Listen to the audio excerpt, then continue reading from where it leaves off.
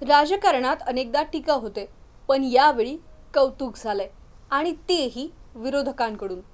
उद्धव ठाकरे आणि शरद पवार या दोनही नेत्यांनी मुख्यमंत्री देवेंद्र फडणवीस यांच्या राजकीय शिस्तीचं आणि कर्तृत्वाचं जाहीर कौतुक केलंय।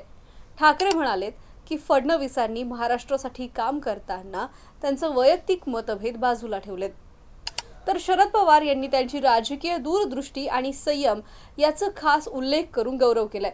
राजकीय संघर्ष असेल तरी एकमेकांच्या चांगल्या गुणांना सलाम करणं हीच खरी लोकशाहीची खूण आहे। त्यामुळे राजकारणात स्पर्धा असली तरी सन्मानाची भाषा जपली आहे तरच पुढे महाराष्ट्र जाईल असं बोललं जात आहे। सोबतच शरद पवार यांनी फडणवीसांच्या राजकीय शिस्तीचं देखील कौतुक केलंय।